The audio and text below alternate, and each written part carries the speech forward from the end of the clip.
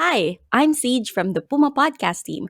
If you like listening to this show and others created by our team, you can help us keep making them through our Puma Patak tip jar.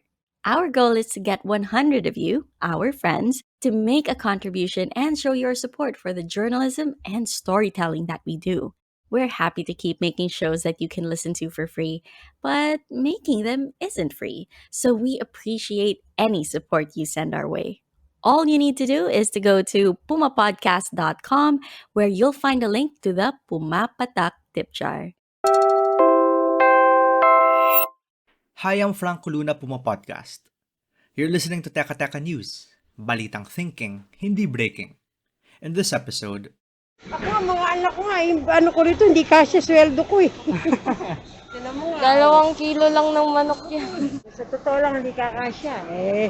Kahit sabihin nila spaghetti, kalahating kilo ihahanda nila sa Noche Buena, hindi kakasya yung 488. ilang araw na lang Pasko na. Yun nga lang, parang hindi siya gaanong kameri.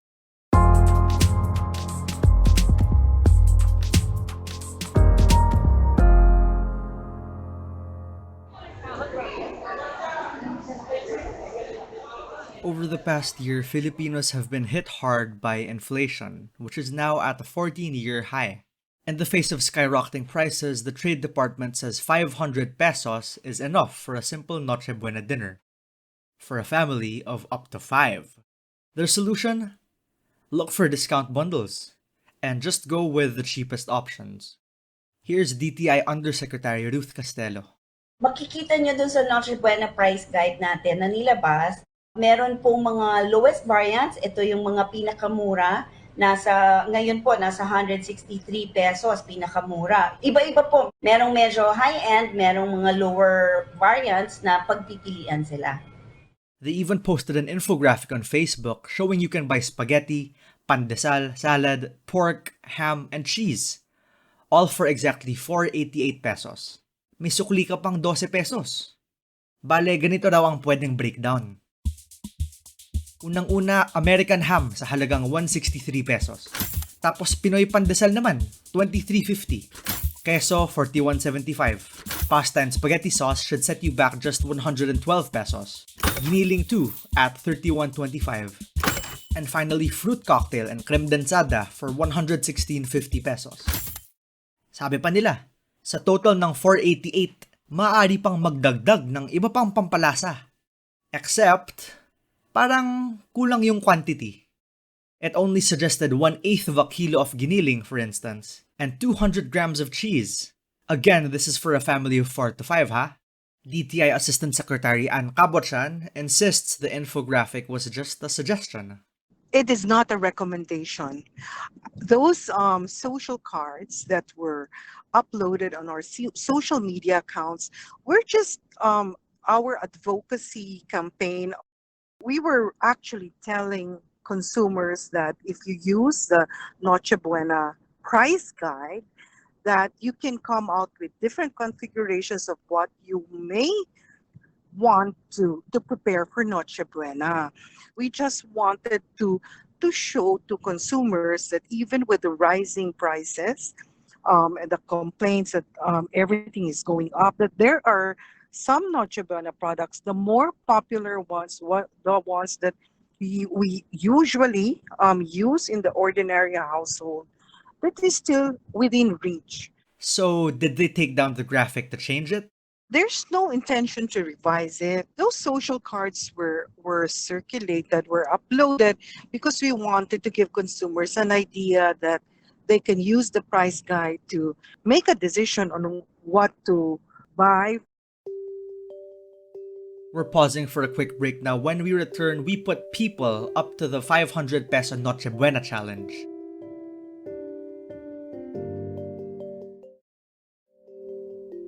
Given the backlash against the DTI, we decided to ask people in the industry whether the 500 peso Noche Buena was a reasonable thing. You'll probably spend more. 500 lang is just to peg it lang at an amount na you can afford this, right? Parang ganon, di ba? So obviously, people will spend more than 500. That's Stephen Kua, president of the Philippine Amalgamated Supermarkets Association. From hamon, maraming substitute na luncheon meat, no? Ranging from 110 to 285 pesos, okay? So mura lang. And then spaghetti around 220 pesos, no? You can do spaghetti for 5, ha? May onion na yan, ha? May isang onion pa yan, ha? Na maliit, ha? Okay? And then for queso de bola, yung brick, no? One brick of cheese, no? Which will cost you around 40 pesos to 65 pesos only, no? Which range depending on the brand, no? And then macaroni salad, 245, 250 pesos. Okay, that's good for 5. If you want fruit salad instead of macaroni salad, around 230 lang. Pwede na. Of course, you go to the stores which can give you advice on how to come up with these cheap recipes, no? Around 230 pesos lang, pwede na yun. And then for dessert, gelatin, no? Fruit cocktail jelly will cost you only 175 pesos for 5 people. We've already done the math for you. All of that adds up to 790 pesos at minimum. Of course, this could go much higher pa, depending on the supermarket, because sometimes we have no choice but to buy at the stores nearest to us, right? The good news is that Steven says discounts and promos should be widely available at this time of the year. Well, the supermarket can suggest, no, and say that, look, malapit na expiration nito, 3 months to go. We're not talking 1 week to go. 3 months to go. Marami pa tayong stock. Kaysa naman soli ko sa'yo, can we just, bundle together with something else that you might have that you will give good value to the consumer para mabenta? Ganun. So they have to push those things. Pag ganyan. Come January, ipapush out mo na yan. Kasi kundi, aabutan ng expiration yan. But in reality, the average Filipino family is scrambling to prepare their holiday feast. And many disagree with the DTI's price guide, to put it mildly. Megit pang 500 ang hamonado eh. Tapos ang budget nila 488. Hindi po totoo. Buti pa, DTI na lang po ang pabilihin nila para ipamigay sa mga tao dito sa atin. Yan si Marita de la Cruz. Tindera siya sa isang palengke sa Cubao. Kasi sa amin sa gulay, pagka dumarating na yung ganyang mga Noche Buena, doon na tumataas ang mga bilihin eh. Kamukha ng mga bell pepper. Ng mga, sibuyas. Ngayon, magkano ngayon ang puhunan namin ng sibuyas? 300. Ang isa, 20 pesos. Tingnan mo, mantakin mo yan. Magkakasya ba yun sa 30 putahe? Sibuyas pa lang, ubus na ang budget nila. Kung bibili siya ng 1 kilo, 350, sibuyas lang. Mantakin mo yan. Alam ka naman sibuyas lang kainin ng tao. Marita says things are just too expensive these days, with or without the bundles. Ito naman si Leo Hernandez, isang may-ari ng karinderya na naghahanda na para sa Noche Buena. I don't think so. Kulang na kulang yan. Kasi ako, may karinderya ako, ano? Kahit ang pagluluto namin, binawasan na namin ng mga ingredients. Because of the price. Alam mo ba yun? Kahit gulay na lang na gulay. Mas mataas pa atang karne kaysa gulay. O, di ba? Just like yung sibuyas. So, ganyan. Siguro kung ilang pandesal lang or ilang gaano lang kalaki na hamonado or ilang slice lang, it could be possible. Pero kung yung ikakabusog ng pamilya, I don't think so. I think it's mga around, sa Noche Buena, it's around 2,000 man lang. Sabi ko, 1,500. As in, yung 2,000 na yun po, bare minimum na po yan? Oh, I think so. To be fair, the DTI can't put a price cap on Noche Buena products. Price freezes are only used in times of disasters. For example, when a storm hits. We operate in a free market kasi. So the DTI has no choice but to rely on their goodwill with manufacturers. Here's DTI Yusek Castelo again.